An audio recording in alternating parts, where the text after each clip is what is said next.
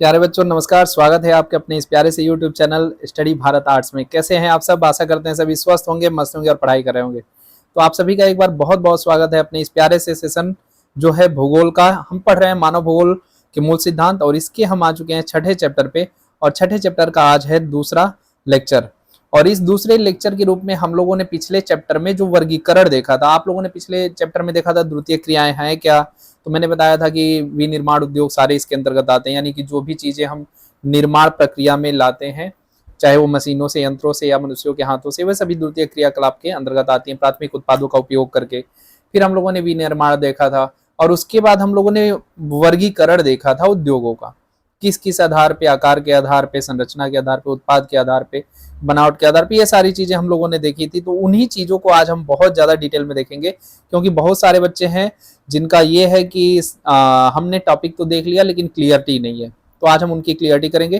तो जैसा कि आप लोग को पता है प्यारे बच्चों, आज हम लोग देख रहे हैं यहाँ पे दूसरा टॉपिक, यानी कि हम लोग यहाँ पे हैं इस लेक्चर के दूसरे टॉपिक के रूप में, ठीक है ना। तो दूसरा आज लेक्चर है, हम लोग इसे आज पूरा करेंगे। चलिए बढ़ते हैं आगे, शुरू करते हैं आज की क्लास। तो आज की क्लास में हम लोग देखेंगे कि जो आज की क्लास है, हम लोग यहाँ पे मुख्य रूप से आज देखेंगे जो हमारा है आकार के आधार पर उद्योगों का वर्गीकरण, कच्चे माल के आधार पर उद्योगों का वर्गीकरण, उत्पाद के आधार पर और उद्योगों की अवस्थिति के आधार पर इनका वर्गीकरण। तो किस किस प्रकार से इसमें क्या क्या चीजें मुख्य रूप से आती हैं, इन सभी को देखेंगे, बहुत डिटेल में देखेंगे। और इसके बाद मुझे नहीं लगता कि फिर आप भूल पाएंगे। तो चलिए शुरू करते हैं आज की क्लास को। और सभी लोग एक बार जल्द से जल्द जुड़ जाइए अपने इस प्यारे से सेशन में। और अपने इस प्यारे से सेशन को सभी लोग लाइक करें, शेयर करें, सब्सक्राइब करें। जो अभी तक सब्सक्राइब नहीं किए सब्सक्राइब कीजिए और बेल आइकन दबाना जरूर, क्योंकि बेल आइकन अगर आप नहीं दबाते हैं तो आने वाली क्लास की नोटिफिकेशन आप तक नहीं पहुंच पाती है। तो आप लोग बेल आइकन जरूर दबाइएगा। और बेल आइकन दबाने के साथ ही आप लोग देखिए, सबसे ज़्यादा जरूरी है कि जो भी क्लासेज हैं रेगुलर कीजिए। इनके PDF नोट्स आप लोग को फ्री में अवेलेबल हैं, जो आपकी study Bharat arts Telegram channel पे मिलते हैं। तो चलिए शुरू करते हैं आज की क्लास। ये होने वाली है आप लोगों के लिए बहुत ही महत्वपूर्ण। आप एक बार अपने इस प्यारे से YouTube चैनल को और इस वीडियो के लिंक को अपने सभी मित्रों तक, दोस्तों तक शेयर कर दीजिए। ये है आपका YouTube channel study Bharat art. यहाँ आपको मिलेगी आर्ट्स की सारी जो भी आपकी लेक्चर हैं, जो भी आपके MCQ प्रश्न हैं या CUT के भी प्रश्न यहाँ पे कराए जा रहे हैं। चलिए, तो हम आ चुके हैं आज के अपने लेक्चर पे। जैसा कि आप लोग देख रहे हैं, हम पढ़ रहे हैं भाग 1 मानव भूगोल और इसके हम लोग आ चुके हैं छठे अध्याय पे। छठा अध्याय है द्वितीय क्रियाएं। द्वितीय क्रियाएं यानी कि जो भी प्राथमिक उत्पादों का उपयोग करके हम मूल्यवान वस्तुओं में परिवर्तित करते हैं। अब इसमें जरूरी क्या क्या है, तो ये सारी चीजें आज आपको एकदम डिटेल में पता चल जाएंगी, क्योंकि पिछले टॉपिक पे मैंने ओवरव्यू बताया था कि इस चैप्टर में हमें पढ़ना क्या है। तो देखिए, आकार के आधार पे अगर हम बात करें तो आकार के आधार पे अगर हम सबसे पहले बात करें तो आकार के आधार पर उद्योगों का वर्गीकरण, किस प्रकार से हमने आकार के आधार पर उद्योगों को बांटा है, सबसे पहले हम ये देखेंगे। तो देखिए, आकार के आधार पर उद्योगों को मुख्य रूप से कितने भागों में बांटा गया? 3 भागों में। ये बहुत अच्छे से आपको याद होना चाहिए। कितने भागों में? 3 भागों में। पहला आता है कुटीर उद्योग। कुटीर उद्योग मैंने पिछले भी टॉपिक में आप लोगों से चर्चा किया था कि जो कुटीर उद्योग होता है वह मुख्य रूप से आपकी क्या होता है, जो घरेलू उत्पाद या जिसमें पारिवारिक चीजें हम परिवार के लोग मिलकर के करते हैं। देखिए, कुटीर उद्योग उन उद्योगों को कहते हैं जिनमें लोग अपने परिवार के सदस्यों के साथ मिलकर स्थानीय कच्चे माल की सहायता से घर पर ही दैनिक उपयोग की वस्तुओं का क्या करते हैं, निर्माण करते हैं। जैसे आप देखते होंगे रोड के किनारे हैंड फैन बनाते हैं लोग, कोई बास्केट बनाता है, कोई कुछ बनाता है, कोई हो सकता है कि कोई डेकोरेटिंग सामान बना के रखा हो। तो ये सारी चीजें किस में आएंगी? कुटीर उद्योग में। दूसरा ये हो गया नंबर 1। ये क्या हो गया? नंबर 1। नंबर 2 देखिए, दूसरा होता है नंबर 2 जो होता है, ये क्या है? छोटे पैमाने के उद्योग, यानी कि अब इनसे थोड़ा सा बड़ा, जो लोग जैसे देखिए घरों से निकल करके हो सकता है छोटा मोटा एक गोदाम लिए हो, उस गोदाम में अगर ये सारी चीजें कर रहे हैं तो उसे हम कहते हैं। इस प्रकार के उद्योग में निर्माण स्थल घर से क्या होता है? बाहर कारखाना होता है, यानी कि अपने घर में नहीं निर्माण करते हैं। अब याद रखिएगा, अपने घर में नहीं बनाएंगे। अब हम ये घर से थोड़ी दूरी पे, हो सकता है घर के सामने फील्ड हो, या हो सकता है घर से थोड़ी 100 मीटर 200 मीटर या कहीं ऐसी जगह जो थोड़ा घर से बड़ा हो, जहां बस उस काम के लिए स्पेसिफिक चीजें हो, ठीक है ना। अगला पॉइंट, उत्पादन ऊर्जा से चलने वाली मशीनों तथा मजदूरों द्वारा किया जाता है। इसमें कोई ऐसा काम नहीं होगा जिसमें सिर्फ आप परिवार के लोग ही कर सकें। इसमें उत्पादन के लिए मजदूर लगेंगे, लोग लगेंगे, फिर ये काम होगा। अब देखिए, इसमें कच्चा माल स्थानीय बाजार में उपलब्ध न होने पर बाहर से भी मंगवाए जाते हैं। और इसके लिए जरूरी नहीं है कि जो चीजें इसमें लग रही हैं बनाने में वो आपके घर पे ही हो। इसके लिए आपको क्या करना पड़ेगा, आपको अपने मतलब कि घर से बाहर या आप जहां हैं वहां से बाहर से भी मंगा करके आपको इनको बनाना पड़ सकता है। ठीक है, तो समझ में आ रहा है ना सभी को। तो ये हैं आपके कैसे छोटे पैमाने के उद्योग। अब इसी क्रम में तीसरा देखिए, तीसरा जो है बड़े पैमाने का उद्योग। आपने देखा था ना 3 प्रकार के, तो ये आ गए बड़े पैमाने के उद्योग। अब जो बड़ी बड़ी मल्टीनेशनल फैक्ट्री हैं या कंपनियां हैं उनकी बात, उत्पादन विकसित प्रौद्योगिकी तथा कुशल श्रमिकों द्वारा किया जाता है। यानी कि जो भी उत्पादन किया जाएगा और उत्पादन में जो भी चीजें लगाई जाती हैं वो आधुनिक किस्म की होती हैं और इसमें मजदूर या जो भी काम करने वाले लोग होते हैं एकदम अपने काम में निपुण होते हैं। उत्पादन अथवा उत्पादित माल को विशाल बाजार में बेचा जाता है। कहाँ पे? विशाल बाजार, बड़े बड़े जो बाजार है ना वहां पे हम इसमें उत्पादित किए गए वस्तुओं को बेचते हैं। यानी जो भी हम बना रहे हैं, जो भी हम चीजें कर रहे हैं, हम ले जाकर के इनको इन मार्केट में बेचते हैं। इनमें देखिए, इसमें उत्पादन की मात्रा भी अधिक होती है और यहाँ से उत्पादन भी ज्यादा होता है। उत्पादन क्या होता है? बहुत ज्यादा होता है। भाई बड़ी फैक्ट्रियां हैं तो ज्यादा ही उत्पादन होगा, बड़ी फैक्ट्रियों से उत्पादन भी ज्यादा होगा और उनसे लाभ भी ज्यादा होगा। अधिक पूंजी तथा विभिन्न प्रकार के कच्चे माल का प्रयोग किया जाता है। यानी कि हम क्या कर रहे हैं, अधिक से अधिक पूंजी, यानी पूंजी मतलब पैसे का, और विभिन्न प्रकार के कच्चे माल का उपयोग किया जाता है। यानी कि हम यहाँ पे कच्चे माल रॉ मटेरियल का उपयोग करते हैं इसको बनाने में, और ये रॉ मटेरियल दूर से मंगाए जा सकते हैं, लार्ज में बल्क में मंगाए जाते हैं ना, बहुत ज्यादा।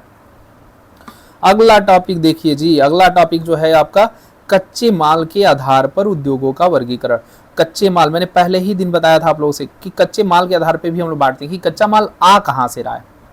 जैसे जो भी आपको बड़े फैक्ट्री में, छोटे फैक्ट्री में, घर में आपको जो भी चीजें बनानी है उसके लिए रॉ मटेरियल लेंगे, कच्चा माल लेंगे, यानी कि उसके बनाने की सामग्री, ये सामग्री आ कहाँ से रहे, तो उसके बारे में हम यहाँ पे देखते हैं। देखिए, कच्चे माल के आधार पर उद्योगों को मुख्य रूप से 5 भागों में बांटा गया। ये बहुत ध्यान से रखिएगा, 5 भागों में बांटा गया है। किसके? कच्चे माल जो हम प्राप्त करते हैं उसके आधार पर।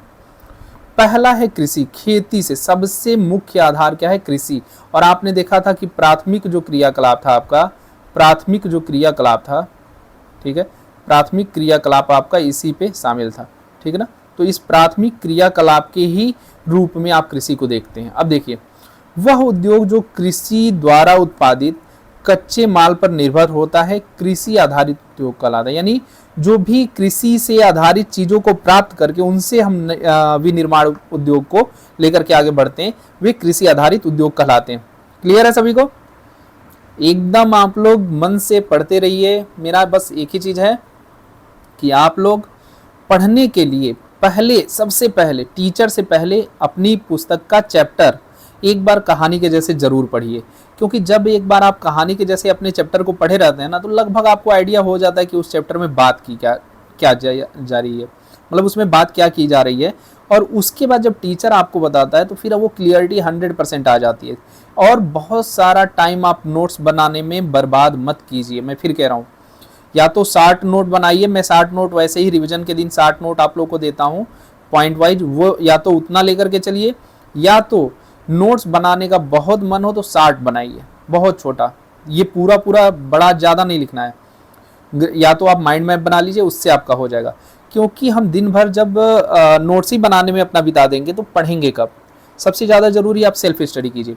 दिन भर में एक पेज को पढ़िए, उस एक पेज में पढ़े हुए कम से कम 5 MCQ प्रश्न अपने से बनाइए, और उस पेज पे पढ़े हुए चीज़ों का एक लॉन्ग प्रश्न अपने से रोज रिटेन कीजिए। इतनी चीज़ें अगर आप बोर्ड एग्जाम तक कर लेते हैं, मैं गारंटी देता हूँ 95+ आना ही है। क्या करना है? रोज एक पेज पढ़ना है, 1 से 2 टॉपिक रोज आपको पढ़ने हैं। उन 1 से 2 टॉपिक में से अपने से 5 प्रश्न आपको MCQ बनाने हैं और 1 प्रश्न आपको शॉर्ट लॉन्ग के रूप में बनाने हैं। ठीक है, इतना आप डेली कीजिए। हाँ, छोड़ना नहीं है, डेली करना है, चाहे संडे हो, चाहे मंडे हो, चाहे जो भी हो, तो आपका एकदम बोर्ड में अच्छा नंबर आएगा। चलिए बढ़ते हैं आगे। उदाहरण के लिए शक्कर उद्योग, आचार उद्योग, मसाले एवं तेल उद्योग आदि, इन उद्योगों में कृषि से प्राप्त कच्चे माल को तैयार माल में बदलकर ग्रामीण एवं नगरीय भागों में बेचने के लिए भेजा जाता है। यानी इनको हम लोग परिवर्तित कर रहे हैं, फिर हम इनको आगे भेज रहे हैं। क्लियर है सभी को? चलो जी अगला देखिए, खनिज आधारित उद्योग। अब हम आ गए हैं खनिज आधारित उद्योगों पे। खनिज मतलब जो पृथ्वी के नीचे से खुदाई करके हम लोग निकालते हैं, उन्हें खनिज आधारित उद्योग करते हैं, या सीधे समझ लीजिए खनन। ठीक है ना, पहले में पढ़े थे आप लोग, ठीक है ना, अभी लिखा ही नहीं सी पर खनन। तो पहले चैप्टर में आप लोगों ने पढ़ा था खनन, उसी खनन की बात हो रही है। ठीक है ना, खनन। तो खनन में क्या आप लोगों ने पढ़ा था, वे उद्योग जिनमें खनिजों का उपयोग कच्चे माल के रूप में किया जाता है, वो क्या करते हैं, खनिज उद्योग कहलाते हैं। जैसे उदाहरण के लिए देखिए, लोहा खनिज आधारित उद्योग का मुख्य रूप से दो भागों में बांटा गया। लोहा को हम लोग दो भागों में बांटते हैं लोहा आधारित में। पहला जो आप देखेंगे वो क्या है, धात्विक खनिज, जिसमें धातु के गुण हो। ठीक है ना, धातु के गुण। जैसे देखिए वे उद्योग आते हैं जो धात्विक खनिजों जैसे लोहा की, एल्युमिनियम, तांबा आदि, ये क्या है, धात्विक गुण होंगे, जिसमें धातु के गुण हो। धातु कौन होता है, धातु मतलब सीधे समझिएगा कि जो आप लोहा, जैसे ऐसी चीजें जो क्या हो, इलेक्ट्रिक की कुचालक हो, यानी विद्युत की कुचालक हो, विद्युत उनसे पास हो जाए। अगला है अधात्विक खनिज, याद रखिएगा अधात्विक खनिज। अधात्विक में वे उद्योग आते हैं जो मुख्य रूप से अधात्विक खनिज जैसे सीमेंट आदि का उपयोग करते हैं। ये उद्योग जैसे जो अधात्विक होंगे वो क्या करते हैं, सीमेंट आदि का उपयोग करते हैं, ये लोग आएंगे अधात्विक में। तो दो प्रकार के कौन हुए, खनिज आधारित उद्योगों को दो रूप में बांटा गया। याद रखिएगा दो भागों में बांटा गया। किसमें, धात्विक अधात्विक में।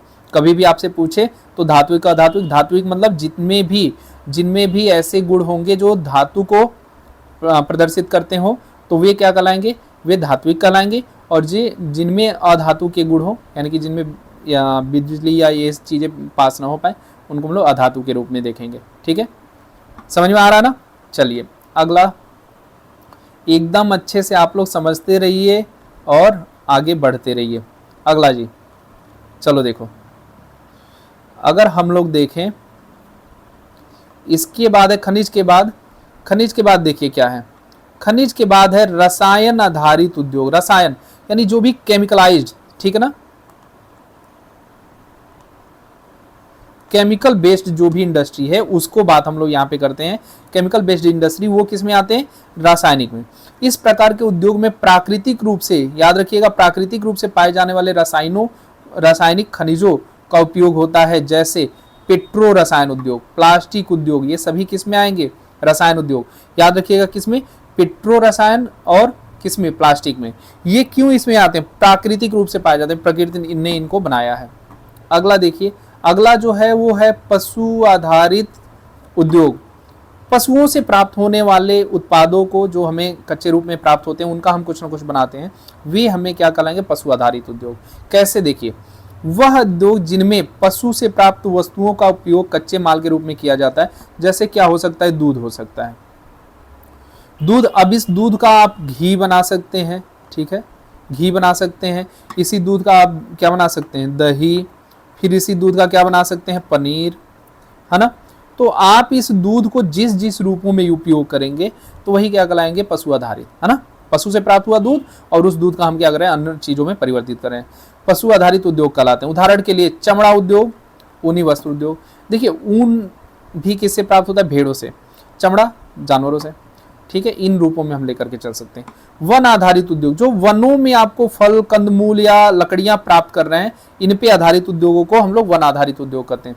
वे उद्योग जो कच्चे माल के लिए वनों पर निर्भर होते हैं, आधारित उद्योगों को हम लोग क्या कहते हैं, वन आधारित उद्योग। इसमें क्या है, फर्नीचर उद्योग, कागज उद्योग, ठीक है। तो बहुत ध्यान से समझिए इन चीजों को।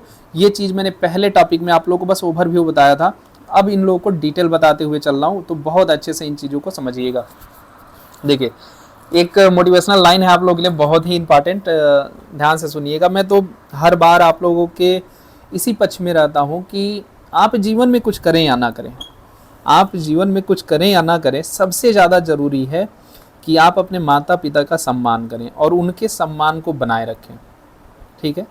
कई बार क्या होता है कि हम जो माता पिता का सम्मान है उसको बढ़ाने के बजाय और घटाने का प्रयास करते हैं अपने कृत्यों से, अपने कार्यों से। तो ऐसा ना करें।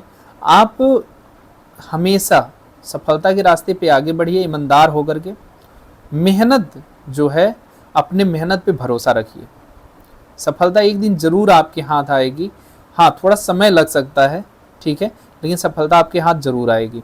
और वो जो सफलता होगी ना, वो आपके लिए, यहाँ तक कि आपके माता पिता के लिए, वो उनके उन सपनों की एक, हम कह लें, जमा पूंजी होगी, जिनसे उनकी वैल्यू इतनी बढ़ जाएगी लोगों के बीच, समाज के बीच, जिसकी आप कल्पना नहीं कर सकते। तो बहुत ज़रूरी है कि आप अपने माता पिता का जो भी उनकी मान प्रतिष्ठा है, अगर उसे बढ़ा ना सके तो घटाने का प्रयास ना करें। कम से कम जितना है उतना तो लेकर के चलिए, उसको अस्थायी तो बना करके रखिए, है ना। और जो भी, मैं तो थोड़ा बहुत माता पिता से भी बिहार के कहना चाहूँगा कि बच्चियाँ अगर पढ़ना चाहती हैं तो पढ़ाएं, क्योंकि अगर आप उन पे थोड़ा सा ट्रस्ट करते हैं तो हो सकता है ऐसा समय आए कि वे आपके लिए सहारा बने, ठीक है।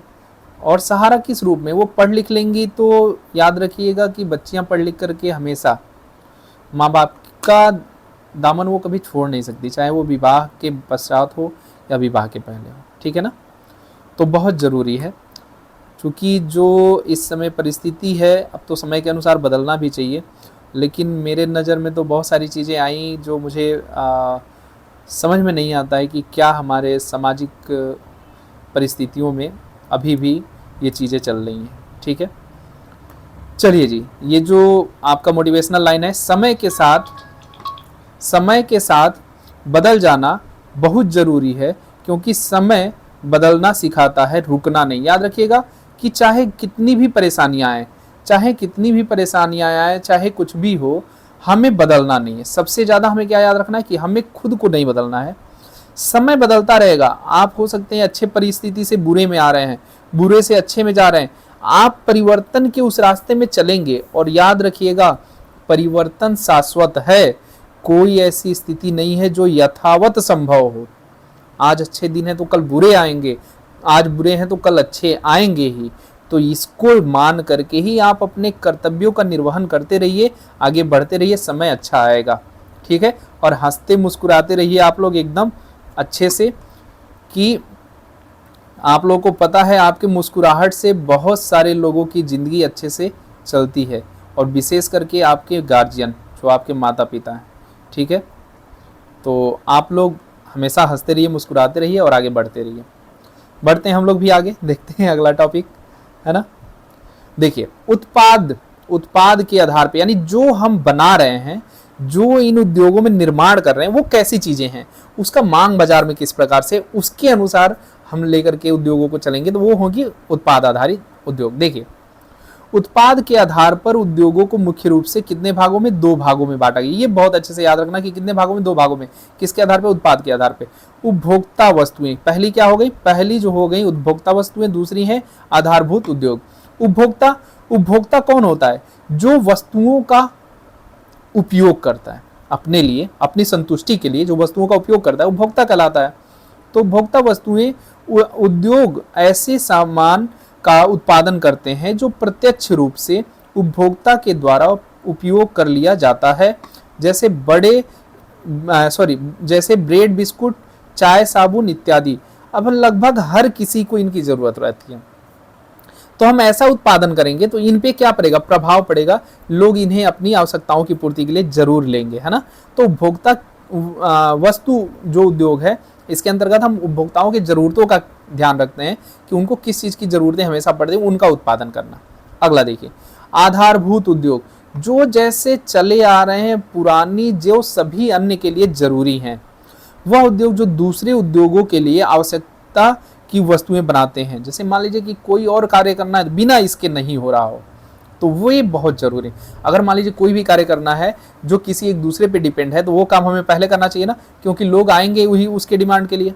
तो आधारभूत उद्योग कहा जाता है। उदाहरण के लिए मशीन बनाने वाले उद्योग और लोहा और इस्पात उद्योग, ये किस पे आश्रित है, आधारभूत उद्योग पे। क्लियर है एकदम सबको। चलो भाई आगे बढ़ते हैं। आधारभूत मतलब कि जो बेस तैयार करते हैं, ठीक है ना। चलो देखो जी, सार्वजनिक क्षेत्र। अब यहाँ पे आते हैं कि इन चीज़ों को देखिए, जो उद्योग है, इन उद्योगों को किस किस क्षेत्रों में बांटा गया है। तो कुछ उद्योगों को सार्वजनिक क्षेत्र में, याद रखिएगा सार्वजनिक क्षेत्र, फिर आप देखेंगे निजी क्षेत्र, फिर आप देखेंगे संयुक्त क्षेत्र, 3 क्षेत्रों में बांटा गया। सार्वजनिक क्षेत्र यानी कि सरकार का, सरकारी कर लीजिए, ठीक है, सरकारी, और निजी आप लोग जान ही रहे हैं यानी कि प्राइवेट, प्राइवेट, और संयुक्त मतलब दोनों का, सरकार प्लस निजी। मैंने ये सारी चीजें आप लोग को बताई थी, ठीक है, लेकिन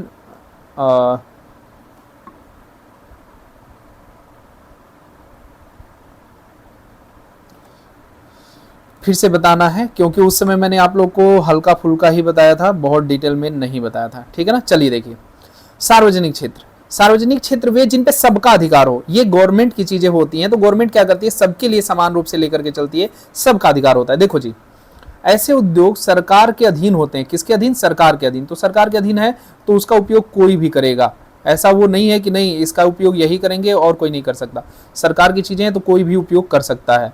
सरकार ही इनका प्रबंध करती है, सरकार ही इनका व्यवस्था करेगी, सरकार ही बताएगी कि हाँ ये किस रूप में जरूरी है, किन लोगों के लिए जरूरी है, कितना जरूरी है, कहाँ होना चाहिए, कहाँ नहीं होना चाहिए। अगला, भारत में बहुत से उद्योग सार्वजनिक क्षेत्र के बीच हैं, जैसे लोहा इस्पात उद्योग। बहुत सारे ऐसे क्षेत्र हैं जिन पे सरकार ने क्या किया है कि एक तरफा अधिकार किया हुआ है, जैसे लोहा इस्पात उद्योग। अधिकतर समाजवादी या साम्यवादी देशों में ऐसा ही होता है। भाई समाजवादी मतलब सबकी बात कर रहा है ना, पूरे समाज की, तो सरकार का ऐसा काम ही होता है कि वे सबके लिए सोचे, सबके लिए करे। निजी क्षेत्र, व्यक्ति या निजी कंपनियां इन उद्योगों का प्रबंधन करती हैं। निजी, कोई एक व्यक्ति या कोई एक निश्चित कंपनी ही इन क्षेत्रों में कार्य करेगी और कोई नहीं कर सकता, और किसी का हस्तक्षेप यहाँ पे नहीं होगा। क्लियर है। आगे देखो, पूंजीवादी देश में यह व्यवस्था होती है। पूंजीवादी देश कौन है भाई, जिनके पास क्या है कि कैपिटल, पैसे अच्छे हैं, अच्छे पैसे रहेंगे तभी तो आप किसी बिजनेस में अकेले इंडिविजुअल आप हाथ लगा सकते हो। पैसे नहीं है तो कैसे बिजनेस में हाथ लगा लोगे बाबू, नहीं लगा पाओगे, तो इसके लिए चाहिए ज्यादा पैसा। अच्छे खासे पैसे वाले देशों में ये चीजें होती हैं। भारत में टाटा समूह, बिरला, रिलायंस इंडस्ट्री इसके उदाहरण है। भारत में देखिए टाटा, बिरला, रिलायंस, ये लोग क्या है, ये निजी क्षेत्र की कंपनियां हैं, इनमें सरकार का कोई हस्तक्षेप नहीं होता, ये अपना स्वयं सारी चीजें करती हैं। ठीक है। अब कुछ आ गई संयुक्त। संयुक्त में देखिए दोनों का, यानी सरकार भी होंगे मालिक और जो निजी कंपनियां हैं इनके भी हस्तक्षेप रहेंगे। कुछ उद्योगों का संचालन सरकार और निजी कंपनियां मिलकर करती हैं। ठीक है, जैसे Hindustan petroleum corporation limited, HPCL है ना, और मिर्ज एनर्जी, ठीक है ना, लिमिटेड, ये भी हो गए। फिर एनर्जी लिमिटेड हो गए, इसका उदाहरण है। ऐसे उद्योगों का मालिक एक व्यक्ति या एक कंपनी होती है। अब देखिए, एक कंपनी एक व्यक्ति के रूप में कैसे, यानी कि जो सरकार होगा उसके साथ साथ ये भी हो सकते हैं। ठीक है, सरकार के साथ साथ, सरकार तो खर्च करती है, इसमें इनका भी सहयोग रहता है इन चीजों को बढ़ाने में। जैसे कह लें कि निजी क्षेत्र के जो संयुक्त क्षेत्र के लोग हैं ये हमारे देश को बढ़ाने में सबसे सर्वाधिक योगदान करते हैं, क्योंकि सरकारी चीजें तो होंगी और संयुक्त रूप से ज्यादा होंगी, तो जो अपना देश होगा वो सबके लिए समान रूप से आगे लेकर के चलेगा। ठीक है, तो इतनी चीज समझ में आई। आगे देखिए, उद्योगों की अवस्थिति को प्रभावित करने वाले, अब कहाँ हम उद्योग लगाएं कहाँ नहीं। मान लीजिए कि ये पहाड़ है, ठीक है, यहाँ पे हमें फैक्ट्री खोलना है, यहाँ पे। अब यहाँ फैक्ट्री खोलने के लिए पहली चीज हमें देखना पड़ेगा यहाँ की जलवायु क्या है, यहाँ पे रास्ते हैं कि नहीं। रास्ते अगर ठीक है तो कच्चा माल यहाँ पे है कि नहीं। ठीक है, रोड हमने देखा, फिर हमने रॉ मटेरियल देखा, फिर हमने क्या देखा, क्लाइमेट वहाँ की देखी, फिर हमने देखा पावर यानी कि वहाँ पे बिजली उजली पानी वानी है कि नहीं। ये सारी चीजें बहुत जरूरी है, तभी हम कहीं पे फर्म लगा सकते हैं, उद्योग लगा सकते हैं। ठीक है, चलिए दिखाते हैं, आपको बताते हैं। कच्चे माल की उपलब्धता सबसे पहले जरूरत है। जो भी आपको बनाना है उसके लिए रॉ मटेरियल आपको अच्छे से मिल रहा है कि नहीं वहां पे जहां पे आप लगा रहे हैं। उद्योगों के लिए कच्चा माल अपेक्षाकृत सस्ता एवं सरलता से परिवहन योग्य होना चाहिए, यानी कि सस्ता भी मिल जाए और वहां से ले जाने लाने का सुविधा बढ़िया हो। भारी वजन, सस्ते मूल्य एवं वजन वाले घटाने वाले पदार्थ व शीघ्र नष्ट होने वाले पदार्थ आधारित उद्योग कच्चे माल के स्रोत के समीप ही स्थित हैं हो, जैसे लोहा इस्पात एवं चीनी उद्योग। अब देखिए, जैसे जो बहुत भारी हो उसको दूर से न लाना पड़े, आस ही पास में हो कि चलो थोड़ी दूर ले जाना है, लेके चले जाए। खराब होने वाली वस्तुएं हैं, इनका भी ऐसा नहीं कि उत्पादन हम ला के बहुत दूर से करेंगे, यहाँ पे पता चले 2 दिन लाने में लग गया और 1 दिन अपने फैक्ट्री में रख लिए तो खराब ही हो गया, है ना। तो ऐसी चीजों को हम लोग कोशिश करेंगे कि वो उत्पादन वहीं पे हो, जो मतलब फर्म जहाँ है वहीं के आसपास में हो। अगला है अनुकूल जलवायु, यानी जहां हम ये उद्योग लगा रहे हैं क्या वह सही है, उन परिस्थितियों के लिए क्या वह सही है। देखिए उद्योग विशेष वे उद्योग होगा, अच्छा लिखा हुआ है वे होगा, वे उद्योग विशेष प्रकार के जलवायु वाले क्षेत्रों में ही स्थापित किए जाते हैं। उदाहरण के लिए दक्षिण भारत में सूती वस्त्र उद्योग विकसित होने में नमी वाले पर्यावरण का लाभ मिला है। यानी वहां पे सूती वस्त्र का उत्पादन अगर हम कर रहे हैं तो जो नमी वहां के एटमॉस्फेयर में रहती है उसका वहां पे लाभ मिलता है। नमी के कारण कपास वस्त्र की कटाई आसान हो जाती है, यानी कि कपास की वहां पे खेती कटाई उटाई बहुत आसान हो जाती है। अब उसको अदर क्षेत्रों में करेंगे तो उतनी आसान नहीं होगी। अत्यधिक ठंडे व अत्यधिक गर्म प्रदेशों में उद्योगों की स्थापना कठिन कार्य होते हैं। हाँ, बहुत ज्यादा गर्म भी है, बहुत ज्यादा ठंडे भी है, तो भी उद्योगों को स्थापित करना बुरा होता है। अब कोई मान लीजिए कि जो 12 महीने बर्फ में लेह लद्दाख में कोई इंडस्ट्री डालेगा, कैसे डालेगा, और डालेगा तो कब जाएगा कब आएगा। और मान लीजिए कि आपको थार डेजर्ट में ले जाके थार मरुस्थल में कोई उद्योग बना दे तो कैसे काम चलेगा, नहीं चलेगा ना। तो कहने का मतलब ये है कि आपको हम न बहुत ज़्यादा गर्म इलाके में न बहुत ज़्यादा ठंडे इलाके में, ऐसी जलवायु हो न बहुत गर्म न बहुत ठंडी, जैसे सामान्य जलवायु को लेकर के हम चलेंगे उत्पादन के लिए। ठीक है, आगे देखिए शक्ति के साधन। अब शक्ति के साधन में क्या देखेंगे, शक्ति का साधन यानी कि पावर। पावर किस रूप में देखेंगे, ऊर्जा, यानी बिजली के रूप में, सोलर के रूप में, पानी के रूप में, ये सारे आपके ऊर्जा होंगे। ठीक है, वे उद्योग जिनमें अधिक शक्ति की आवश्यकता होती है ऊर्जा के स्रोतों के समीप लगाए जाते हैं, जैसे एल्युमिनियम उद्योग।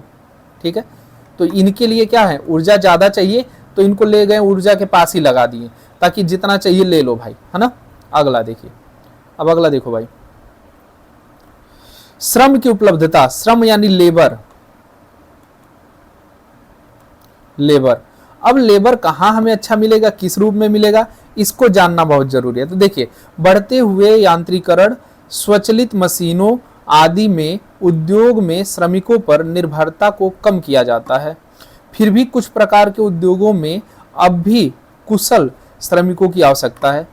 अब देखिए श्रम धीरे धीरे तो कंप्यूटर या मशीनों के आ जाने से मजदूरों की बहुत कमी हो गई है, लेकिन आज भी मान के चलिए जो अच्छे कंपनियां हैं वह आज भी बहुत अच्छे अच्छे इंजीनियरों को, बहुत अच्छे अच्छे श्रमिकों को अपने पास रखती हैं। ठीक है, क्योंकि वो भी तो मशीनों को देखते हैं। सॉरी, अधिकांश उद्योग सस्ते व कुशल श्रमिकों की उपलब्धता वाले स्थानों पर अवस्थित होते हैं। कहाँ पे, जहां पे उद्योग है ना वहां पे ये ज्यादातर रहते हैं। स्विट्जरलैंड का घड़ी उद्योग व जापान का इलेक्ट्रॉनिक उद्योग कुशल और दक्ष श्रमिकों के बल पर ही टिके हैं। अब हम देखें स्विट्जरलैंड में जो घड़ी बनती है या जो जापान में इलेक्ट्रॉनिक उद्योग बनते हैं, यहाँ पे इतने अच्छे काम करने वाले लोग हैं कि उसी के दम पे वो चल रहा है। जिस दिन वो लोग अच्छे नहीं रहे तो वो सारे काम क्या हो जाएंगे, फ्लॉप हो जाएंगे। ठीक है, सबसे अंतिम चीज देखिए क्या क्या आपने देखा, क्लाइमेट, क्लाइमेट देखा, फिर आपने रॉ मटेरियल, रॉ मटेरियल, फिर आपने देखा था क्या, पावर यानी कि शक्ति, पावर देखा था। पावर के बाद आपने क्या देखा, पावर के बाद आपने देखा लेबर, और इसके बाद आता है कैपिटल यानी कि पूंजी। पूंजी मतलब कि वे आपके पास धन दौलत होनी चाहिए। कुछ भी आप उद्योग लगाने जा रहे हैं, आप कोई बिजनेस करने जा रहे हैं, पैसा ही नहीं है, क्या बिजनेस करेंगे। हाँ, बाबू भैया का डायलॉग सुने है ना, क्या गुंडा बनेगा रे तू कैसे बोलता है। वो सीन जैसे आप लोग देखे होंगे कि गाड़ी में इन लोग को छोड़ के गुंडे लोग जाते हैं तो कहता है अरे लाख कर दो, नहीं तो उसी पे बोलता है कि क्या गुंडा बनेगा तुम लोग, है ना। चलो देखो, तो उसी तरह अगर आपके पास पूंजी नहीं है तो क्या बिजनेस करेंगे आप लोग। चलिए भाई, किसी भी उद्योग के सफल विकास के लिए पर्याप्त पूंजी का उपलब्ध होना अनिवार्य है। पूंजी आपके पास होनी चाहिए, अगर पूंजी नहीं है तो आप कैसे उसको लेकर के आगे चलेंगे। कारखाने के लिए जमीन, मशीनें, कच्चा माल, श्रमिक का वेतन, देने के लिए पर्याप्त पूंजी, यानी पूंजी मतलब पैसा रुपया भाई, ऐसे समझिएगा, रुपया पैसा, रुपया पैसा। तो रुपया पैसा अगर आपके पास रहेगा तभी तो आवश्यकता होती है। उदाहरण के लिए यूरोप में पर्याप्त मात्रा में पूंजी उपलब्ध होती है तथा वहां उद्योग भी काफी विकसित हैं। अब जिनके पास जितना ज्यादा पैसा होगा, हम कोई बिजनेस करना चाह रहे हैं, कम ही पैसा है तो वो चीज अच्छा नहीं कर पाएंगे। ज्यादा पैसा है, ज्यादा लगा रहे हैं, प्रचार ज्यादा कर रहे हैं, सामान ज्यादा रख रहे हैं, दिखा एकदम डेंट पेंट एकदम अच्छा डेकोरेट कर रहे हैं, तो लोग ज्यादा आएंगे, है ना, पूंजी लगाएंगे तभी चीजें हमें मिलेंगी। तो याद रखिएगा 5 चीजें इसमें हो गई। क्या? जलवायु, कच्चा माल की उपलब्धता, शक्ति, जो उद्योग को प्रभावित करते हैं, यानी कहीं भी उद्योग खोलना हो तो ये 5 चीजों ध्यान देना पड़ता है। फिर लेबर, यानी कि जो श्रम शक्ति है। फिर कैपिटल, पूंजी, पूंजी बहुत जरूरी है ना। समझ में आ रहा है ना आप लोग को? ये देखिए भाई, ये हैं आपके डीपीपी के प्रश्न। आप लोग बहुत ध्यान से इन प्रश्नों को देख लीजिएगा, है ना। डीपीपी के प्रश्न है, से कौन औद्योगिक स्थापना का प्रमुख कारक नहीं है? जनसंख्या घनत्व होगा। आप देख लीजिएगा तीनों को, ये तीनों प्रश्न आपके हैं, और इन तीनों के अलावा 2 और प्रश्न होंगे। डीपीपी के 5 प्रश्न आप लोग को रोज मिलते हैं। और इनके बाद देखिए, मैनचेस्टर किस लिए प्रसिद्ध है? बिहार में अति जल दोहन के तत्व, ये देख लीजिएगा। ये हैं आप लोगों के लांग, कितने लांग। पूछा गया आधुनिक निर्माण की प्रमुख विशेषता बताइए। आधुनिक निर्माण कैसे हो रहे हैं? तो मशीनों के द्वारा। आप देखेंगे बड़े बड़े संगठनों के रूप में बहुत सारी चीजें हैं। ये आपके भी लॉन्ग क्वेश्चन है, आप इनको, ये शॉर्ट हैं, आप देख लीजिएगा। ये लॉन्ग में आएंगे आपके स्वच्छंद उद्योग की प्रमुख विशेषताएं लिखी। जो भी मतलब कि ऐसी उद्योग हैं जो निजी रूप में है, जिसमें हम संचालन स्वेच्छा से करते हैं, तो उनकी क्या क्या विशेषताएं हैं, इनको आपको लिखना है। तो ये सारे प्रश्न बहुत अच्छे से आप लोग करते रहिए, है ना। अगला देखिए, ओहो थोड़ा सा मिस्टेक हो गया। देखो जी, ये 13 तारीख का है, 13 तारीख का, तो याद रखिएगा ये 13 अप्रैल का है। तो 13 अप्रैल का आप लोगों को लिए आज ये ऐड है। मैं इसको लग रहा है कि एडिट नहीं किया था। तो अब जो पिछली क्लास गई होगी, सैटरडे को गई थी ना, यानी कि 27 का, 27 अप्रैल का मैं कल के क्लास में दे दूंगा, ठीक है। 27 का मैं कल दे दूंगा और आज का भी कल दे दूंगा, यानी कल आपको मिलेगा 27 + 28 का MCQ आंसर, MCQ सोल्यूशन, ठीक है। कल आपको इन दोनों क्लास के MCQ सोल्यूशन मिल जाएंगे। ये देखिए पुराना है, याद, हमेशा डेट जरूर देखा कीजिए कि किस डेट का ये है, ठीक है भैया। तो परेशान होने की कोई बात नहीं। रिवीजन, आज आप लोगों ने क्या देखा? वर्गीकरण, वर्गीकरण, और कैसे देखा? संपूर्ण, संपूर्ण रूप में देखा। और इसके बाद आप लोगों ने क्या देखा? उद्योगों को प्रभावित करने वाले कारक, कारक, है ना, ये देखा। अगला देखो भाई, अगला क्या है? डीपीपी आपने देखा, ठीक है। फिर आपने क्या देखा? सॉल्यूशन, सॉल्यूशन चूंकि अलग डेट का हो गया। फिर आपने 60 लांग देखा, लांग, है ना। ये सारी चीजें आप लोगों ने आज देखी। अगली जो क्लास होगी वो होगी आपकी भूगोल में, लेक्चर नंबर 3, अध्याय, जो अध्याय आपका होगा वो तो छठा ही होगा, यानी द्वितीय क्रिया के रूप में।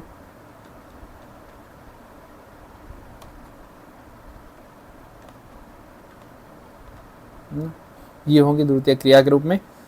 तो प्यारे बच्चों, आप लोगों से रिक्वेस्ट है कि अपने इस प्यारे से यूट्यूब चैनल जो है आपका स्टडी भारत आर्ट्स, आप उसे लाइक कीजिए, शेयर कीजिए, सब्सक्राइब कीजिए, ज़्यादा से ज़्यादा अपने उन सभी मित्रों तक शेयर कीजिए। देखिए, अपने इस प्यारे से यूट्यूब चैनल जो है स्टडी भारत आर्ट्स, इसे ज़्यादा से ज़्यादा लाइक कीजिए, शेयर कीजिए, सब्सक्राइब कीजिए। जो लोग भी नहीं सब्सक्राइब किए जरूर सब्सक्राइब करें, बेल आइकन जरूर दबाइएगा, जिससे आने वाली सभी क्लास की नोटिफिकेशन आप तक टाइम टू टाइम पहुंचती रहे। और ये है आपका टेलीग्राम चैनल, जहां से आप पा सकते हैं सारे PDF, वो भी बिल्कुल फ्री में, सारे एकदम फ्री में आप पा सकते हैं हर लेक्चर के PDF, जो क्वेश्चन के साथ आप लोग के मिलते हैं। तो देखना ना भूलें आने वाले सभी क्लास को। और या अभी थोड़ा सा क्रम गड़बड़ हुआ है, तो ज़रूर क्लास को एक बार पहले देख लें, टाइम टेबल के भरोसे ना रहें। और मुझे लग रहा है कि अभी 10 तारीख तक, 15 तारीख तक थोड़ी सिस्टम गड़बड़ है, उसके बाद सारी चीज़ें और अच्छी हो जाएंगी। क्योंकि थोड़ा सा डिस्टरबेंस आया है, तो इन डिस्टरबेंस को अभी, जैसे पहले कहते थे टेक्निकल टीम हमारी कर रही है, तो अभी समझिए कि मैं उसको ठीक करने का प्रयास कर रहा हूँ और बहुत जल्दी सारी चीज़ें ठीक हो जाएंगी। तो मिलते हैं आपसे अगले क्लास में, तब तक के लिए स्वस्थ रहिए, मस्त रहिए, पढ़ते रहिए। और हाँ, याद रहे रिवीजन जरूर करना है, रिवीजन सबसे मस्ट इंपॉर्टेंट होना चाहिए। अगर आप जितना ज़्यादा रिवीजन करते हैं वही आपको आगे लेके जाएगा। विश्वास मानिए, आप रिवीजन करते रहिए, आपको कोई पीछे कर दे। एक पेज रोज पढ़िए, जो भी एनसीईआरटी है एक पेज उसका डेली पढ़िए। उस पेज पे जितने टॉपिक आपने पढ़े हैं उन टॉपिक से कम डेली हर पेज से 5 क्वेश्चन आपको अपने से खुद बनाने हैं। एमसीक्यू खुद आपको बनाने, डिजाइन करने हैं। जैसे कहीं से भी निकालिए, कैसे भी सोच के निकालिए, 4-5 क्वेश्चन आपको डेली बनाने हैं और उसी पेज से एक लॉन्ग क्वेश्चन डेली लिखना है। इतना कर लो बाबू, साल भर में आपके पास कम से कम 300 प्रश्न और कम से कम आप मान लीजिए कि 3-5-15 यानी कि लगभग 1000 के आसपास पूरे बुक से आपके पास क्वेश्चन होंगे। क्वेश्चन कहाँ से आएंगे? अगर इससे बाहर एग्जामिनर बना दे तो फिर नाम बदल देना, तो 95% एकदम फिक्स हो जाएगा नंबर आपका। इतना करके तो देखो, ठीक है। मिलते हैं आपसे अगले लेक्चर में। नमस्कार, जय हिंद, स्वस्थ रहिए, मस्त रहिए, पढ़ते रहिए। शुभ रात्रि सभी को।